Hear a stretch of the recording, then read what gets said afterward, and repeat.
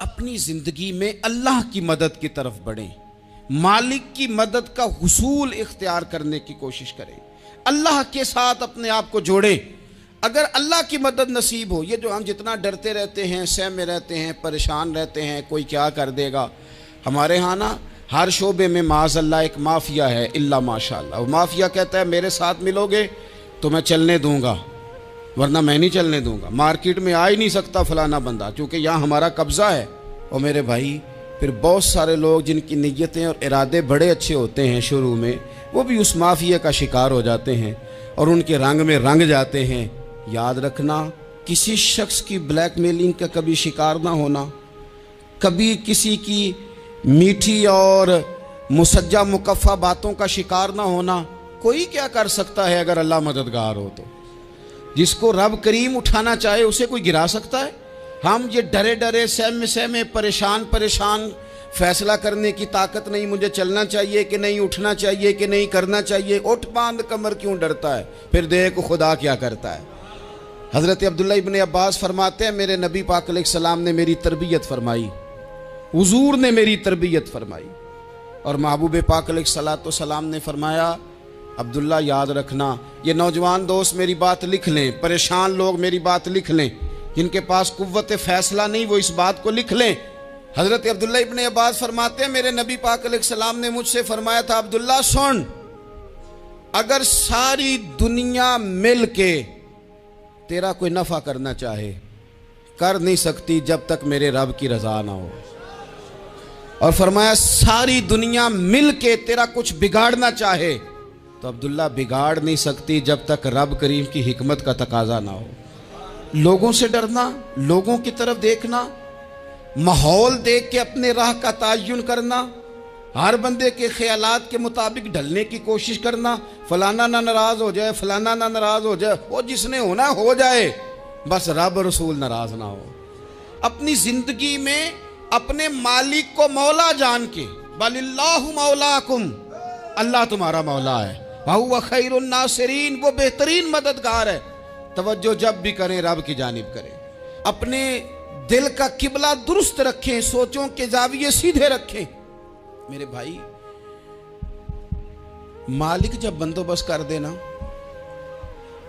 جب مالک بندوبست کر دے پھر ایسا بندوبست کرتا ہے کہ لوگوں کے پاس نا چارہ نہیں رہتا۔ حضرت مریم رضی اللہ تعالی عنہا پاک باز تھیں، مسجد میں رہی تھیں، پر مالک کی حکمت کے تقاضے بڑے عجیب ہے نا۔ پھر جناب مریم کو اللہ تعالیٰ نے بغیر شوہر کے اولاد عطا کر دی۔ یہ بات ہی ایسی تھی، وہ کسی نے کہا تھا کہ مخلوق تو فنکار ہے اس درجہ کے پل بھر میں، سنگے در کعبہ سے بھی اصنام تراشے، تم کون ہو کیا چیز ہے داغ کبابی، لوگوں نے تو مریم پہ بھی الزام تراشے۔ تو لوگوں نے کہا کدھر سے لے آئی بچہ، تیرا باپ تو ایسا نہیں تھا، کہاں سے لے آئی؟ اللہ کرے میں آپ کو سمجھا سکوں، ذرا اپنے آپ کو وہاں کھڑا کریں کہ ایک پاک باز عورت، پاک باپ کی بیٹی، طیب ماں کی بیٹی، اور اللہ کے گھر میں پرورش پانے والی خاتون، ایک وہ وقت اور ایک یہ وقت کہ اس عورت کو کٹہرے میں کھڑا کر کے پوچھا جا رہا ہے کہ معاذ اللہ تیری گود میں بچہ جائز نہیں ہے، کہاں سے لائی ہے؟ اب خود سے صفائیاں بندہ کتنی کو دے، کتنی کو وضاحتیں کرے۔ اور میں نے تو اپنی زندگی میں دیکھا ہے زیادہ وضاحت دینے والے کو بھی لوگ جھوٹا سمجھنے لگ جاتے ہیں، زیادہ وضاحت دینے پر بھی لوگ کمزوری کا اظہار سمجھتے ہیں کہ کمزور پڑ گیا۔ آپ صلح کی کوشش کرتے ہیں، سامنے والا بزدل سمجھ لیتا ہے، زیادہ وضاحتیں بھی کمزور کر دیتی ہیں۔ اب حضرت مریم کو کٹہرے میں کھڑا کر کے کہا بچہ کس کا ہے؟ تو پھر خدا بندوبست جب کرے، اللہ جب مددگار ہو، تو پھر حضرت مریم کی گواہی درختوں سے نہیں دلوائی، اس نے پتوں سے نہیں دلوائی، پھر فرشتے نہیں بھیجے۔ حضرت مریم کہنے لگی مجھ سے نہ پوچھو، وہ جو پنگوڑے میں ہے اسی سے پوچھ لو، ان سے پوچھو نا وہ کون ہے، پوچھ لو ان سے، کر لو سوال۔ انہوں نے کہا پنگوڑے میں چند دنوں کا بچہ، یہ جواب دے گا؟ مددگار تھا رب،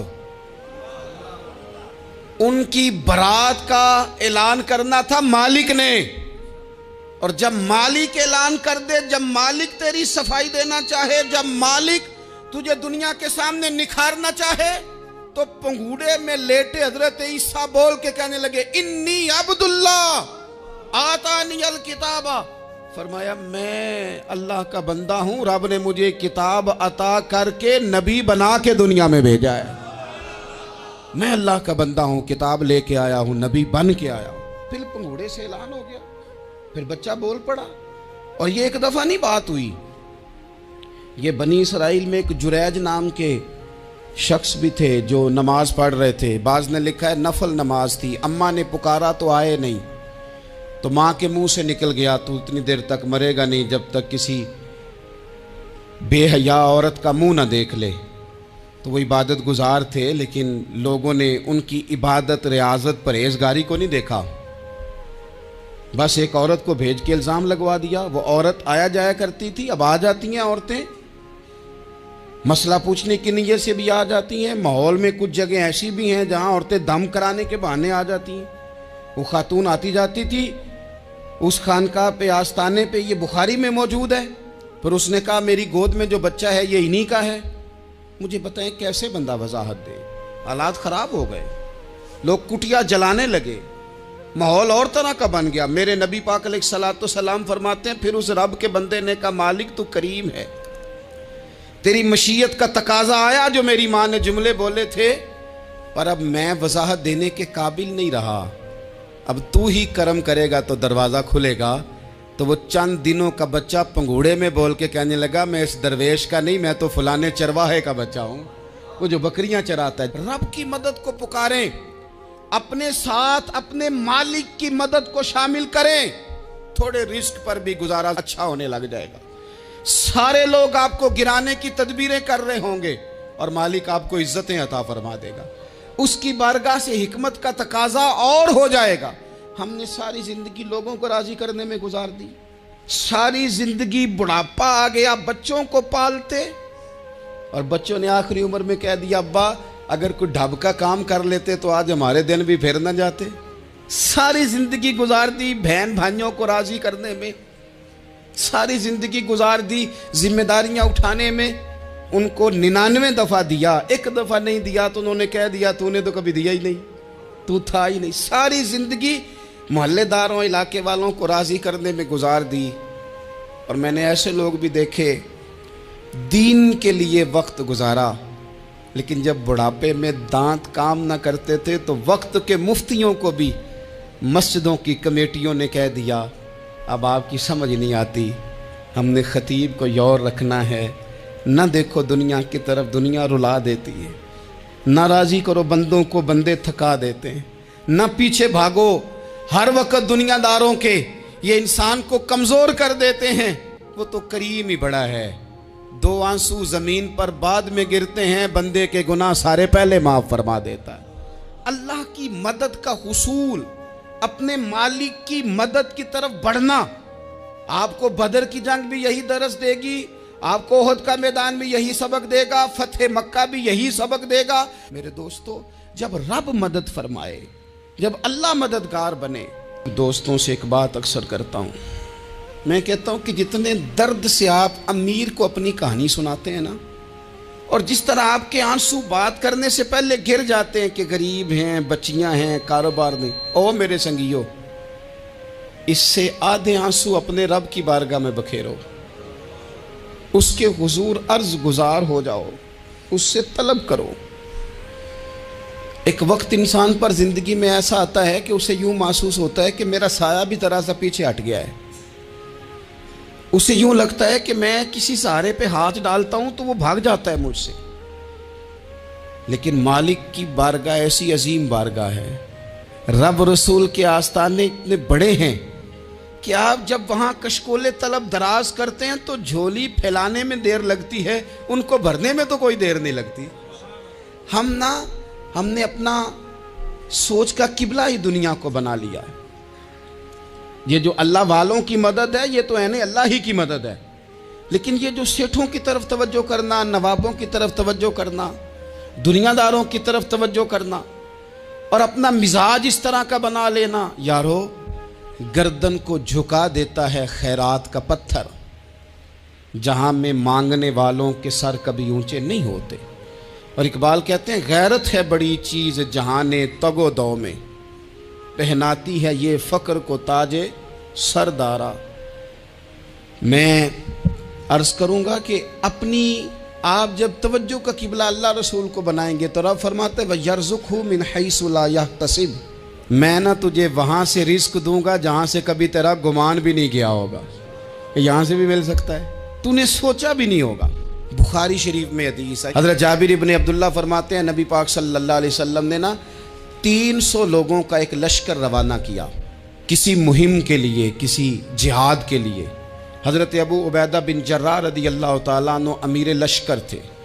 फरमाते गुर्बत इतनी ज़्यादा थी, भूख इतनी ज़्यादा थी कि एक एक खजूर दिन में एक वक्त खाने को मिलती थी, और कुछ दिन ऐसे आए कि अब खजूर भी नहीं मिल रही।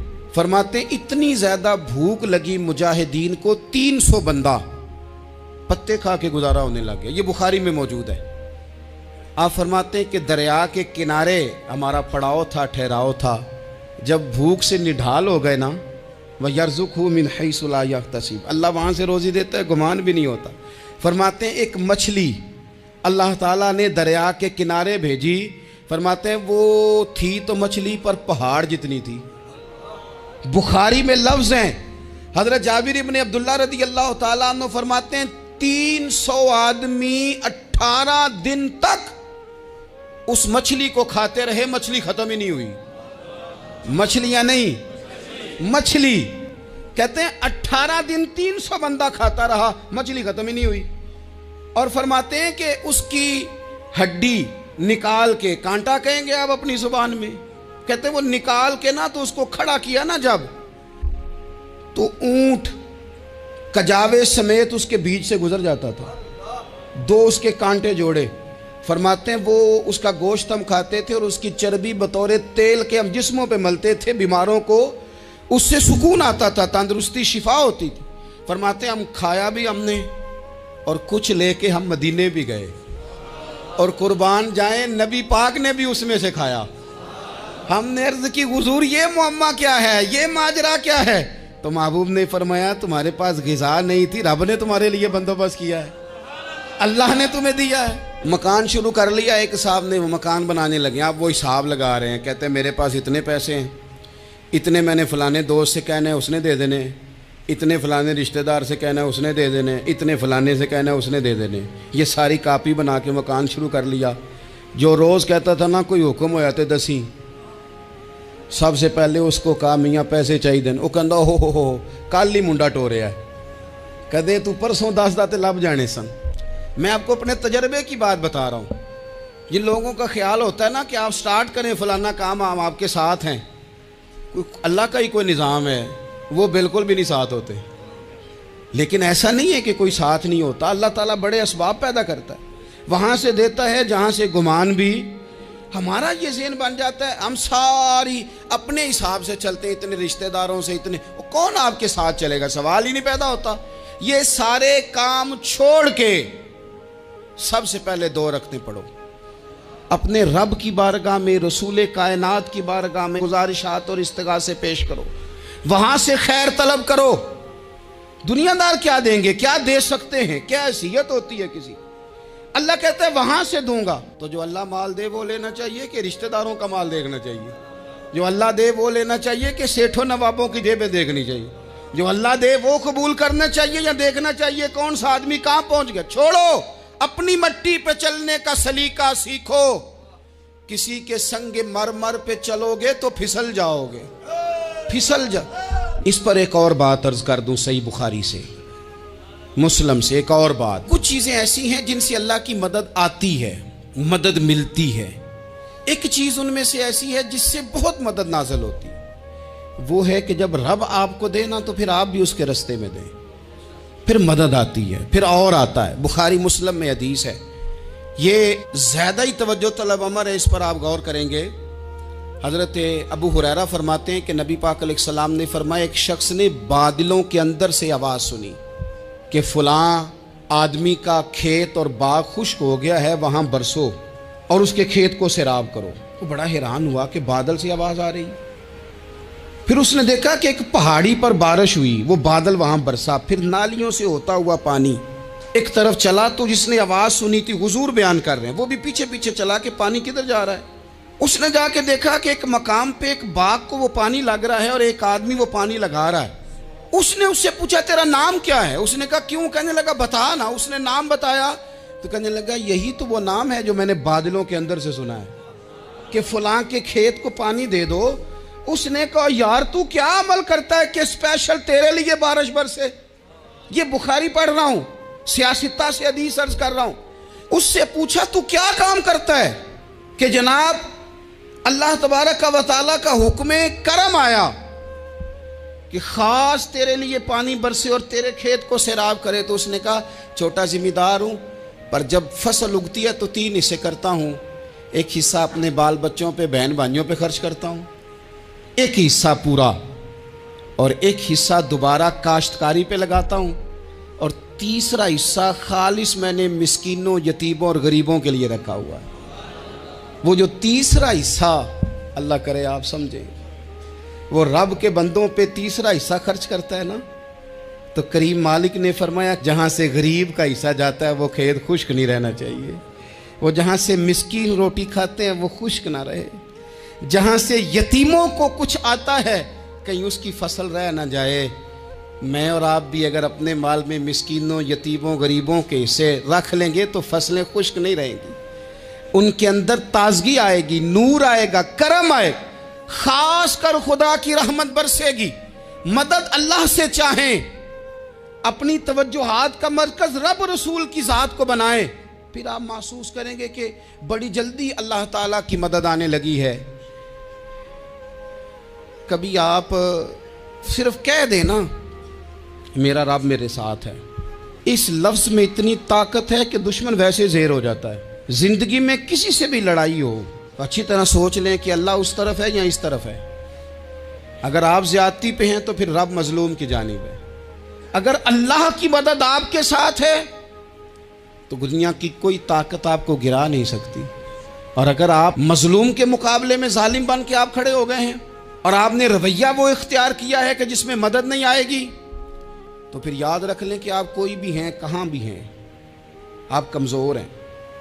طاقتور تھے ابتدائے اسلام میں, ظاہری طاقت تھی کفار مکہ کے پاس, وہ ڈنڈوں سے مارتے تھے غریبوں کو, ان کے ہاتھوں میں ڈنڈے تھے, پر خدائی طاقت ان مظلوموں کے ساتھ تھی.